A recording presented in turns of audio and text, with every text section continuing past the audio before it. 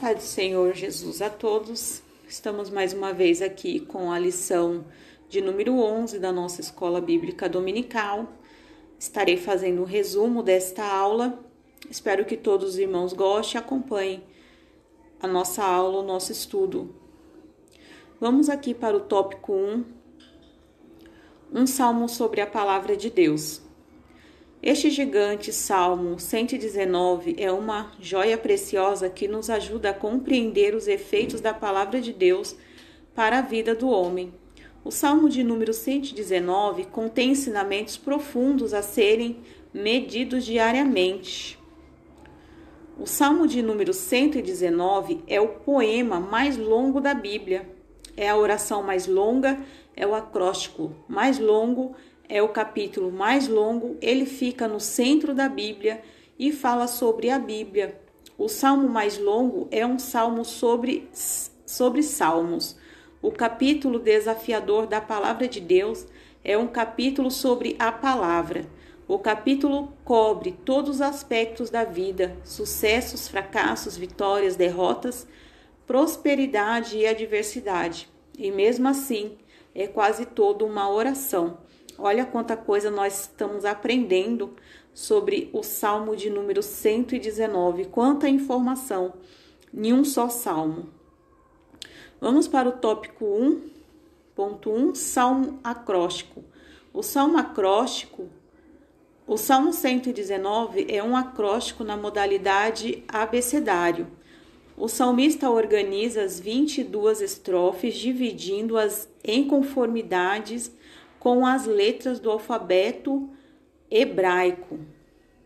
Salmo acróstico, os 3 primeiros e os 3 últimos versículos foram projetados para serem, respectivamente, a introdução e a conclusão da presente obra literária. Nós vamos falar no tópico 1.2 sobre a lei e o testemunho. A palavra lei, Torá, é o primeiro termo utilizado pelo salmista para designar Torá. A primeira designação consiste a palavra de Deus. E andam na lei do Senhor. Salmo 119, versículo de número 1. A segunda designação consiste em testemunho. Bem-aventurado os que guardam os seus testemunhos. Salmo de 119, de número 2. Os que andam e os que guardam os seus testemunhos. A importância não somente de andarmos na lei do Senhor, mas também de guardarmos o seu testemunho. No tópico 1.3, vamos enfatizar ainda os teus mandamentos e os teus estatutos. Os teus mandamentos ou preceitos é outra designação utilizada para denominar a palavra de Deus. Tu ordenaste os teus mandamentos. No segundo designo, os teus estatutos ou decretos. Este termo reforça a ideia de obrigação das ordenanças estabelecidas de Deus. Os estatutos de Deus são eternos, eles não mudam, eles são imutáveis. Os ensinamentos, a palavra, os preceitos do Senhor sempre serão os mesmos. No tópico 2, vamos falar sobre a qualidade das Escrituras. Podemos observar que outros salmos enfatizam mais o caráter e os efeitos do Senhor. Salmo de número 119, ele destaca a sublimidade da palavra de Deus e a bem-aventurança de observá-la.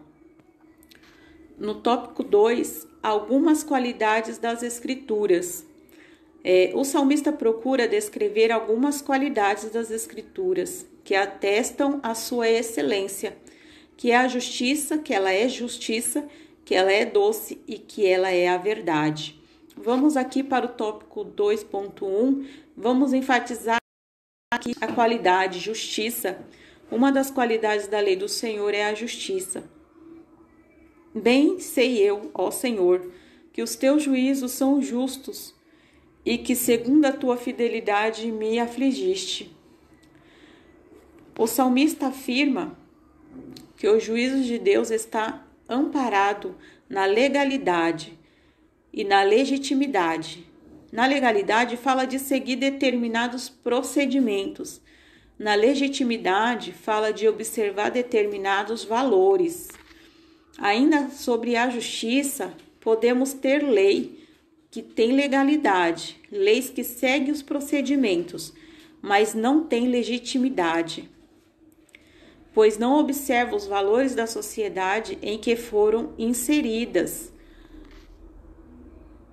Não bastante, a lei do Senhor é justa. Ela expressa a bondade e a benignidade de Deus para a sua criatura. Ela visa o bem, construir o caráter do ser humano e não o destruir. Há na Bíblia diversos exemplos de lei injusta, como o decreto do rei Dário, cujo pano de fundo constituiu em uma trama para destruir Daniel. Em Daniel 6, 5 e 9 vai estar falando sobre a lei injusta, a lei que não observa os preceitos, mas a lei do Senhor ela é justa e ela tem a mesma medida para todos. Também a qualidade que ela é doce. A outra qualidade da lei do Senhor é que ela é doce. A lei do Senhor não é amarga, azeda e ácida. São mais desejáveis do que o ouro, mais do que muito ouro refinado. São mais doces do que o mel, do que as gotas do favo. Salmos de número 19, 10. E foi ao anjo dizendo-lhes: dai-me o livrinho, e ele lhe disse: toma-o e come, e ele fará amargo o teu ventre, mas na tua boca será doce como mel. Apocalipse 10, versículo 9. Pode se referir aos pecados ocultos, revelado à rejeição do mundo e à oposição ao que proclamam a mensagem. A lei do Senhor faz contentamento, alegria. Ela não traz peso, mas alívio. Ela nos liberta, né? Ela nos tira o fardo pesado e nos dá um fardo leve. Também outra qualidade, que ela é a verdade. O salmista declara ainda que a lei do Senhor é a verdade. A tua justiça é uma justiça eterna e a tua lei é a verdade. Tu está perto, ó Senhor, e todos os teus mandamentos são a verdade. No tópico 2.3, continuando sobre a verdade, que ela é a verdade. A lei do Senhor não age em falsidade, é verdadeira. Seus ensinamentos estão em conformidade com o fato, com a realidade, com aquilo que foi, é e será. Santifica-os na verdade, a tua palavra é a verdade. João 17, 17. No tópico 3, vamos falar sobre os benefícios das Escrituras. Quais os benefícios? Quais os benefícios aos que creem, amam e observam as Escrituras sagradas? Os benefícios é a liberdade, estabilidade e vida. Vamos falar um pouco sobre a liberdade. O salmista declara: e andarei em liberdade, pois busquei os teus estatutos. Trata-se da verdadeira liberdade operada por Jesus, em João 8, 34, 36. A liberdade descrita por Paulo em Romanos 8, 21, Gálatas 5, versículo 1. A liberdade em Cristo não deve surgir um viver sem regras e limites, andar conforme der a cabeça ou deixar a vida me levar. Não é esta liberdade que o Senhor nos ensina através da sua palavra, pois isto é uma falsa liberdade, agirmos conforme a nossa cabeça e deixar a vida me levar. Também ela é estabilidade, consiste em equilíbrio, firmeza, permanência e durabilidade. O ser humano busca ter estabilidade, seja no relacionamento ou seja na profissão, em outros aspectos da vida. As relações estão sempre em constantes mudança. é o fato que as relações humanas podem mudar em um piscar de olhos por diversos fatores. O salmista nos ensina sobre a importância de não nos desviarmos da palavra de Deus, mesmo quando em turbulência ao nosso redor. Portanto, a palavra de Deus, ao ser recebida e obedecida, ela produz estabilidade. Há uma íntima relação entre a vida e a palavra de Deus, ouvir e cumprir para viver. A minha alma está pegada ao pó, vivifica-me segundo a tua palavra. O salmista Davi cria que a palavra de Deus é fonte de vida e renovação.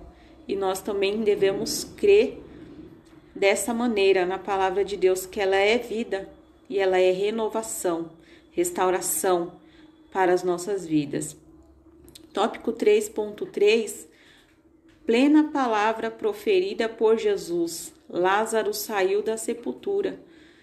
Então, até pela palavra do Senhor, houve vida para ali Lázaro, quando ele saiu daquela sepultura. Quando o Senhor falou, Lázaro, venha para fora, ao poder que há na palavra de Deus. A palavra de Deus, no tópico 3.3, é como semente que gera nova vida, pois é viva. A leitura e a meditação bíblica não deve ser feita somente em condições tranquilas e favoráveis. Em dias difíceis e tenebrosos, vivenciaremos também seu poder vivificador, que opera pela ação do Espírito Santo. E em todos os momentos, a palavra de Deus ela vem a ser presente na nossa vida. Que nós não viemos apartar do nosso coração o livro desta lei, mas antes meditar nela de dia e de noite. Que nós viemos esculpi-la ela em nosso coração, para que nós não viemos se esquecer dos mandamentos do Senhor. Quero ler aqui a conclusão com os irmãos. O Salmos 119 nos instrui a respeito da palavra de Deus, demonstrando as qualidades e os benefícios de ser atentar para os preceitos da palavra do Senhor. Quem anda na verdade jamais andará em trevas. Que nós possamos observar essa palavra e praticá-la. Quero agradecer a todos que têm acompanhado a nossa Escola Bíblica Dominical Online. Lembrando a todos os irmãos que os cultos presenciais já estão acontecendo em nossas igrejas, Assembleia de Deus Ministério do Brás, inclusive aqui no setor 2B, para aqueles que são grupos de risco, pode estar acompanhando nossos cultos online pelas redes sociais, mas aqueles que podem e querem, os cultos estão sendo uma bênção e o nosso prazer é poder compartilhar, ter a comunhão com cada um de vocês nos nossos cultos presenciais, amém? Quero agradecer mais uma vez e até a próxima aula.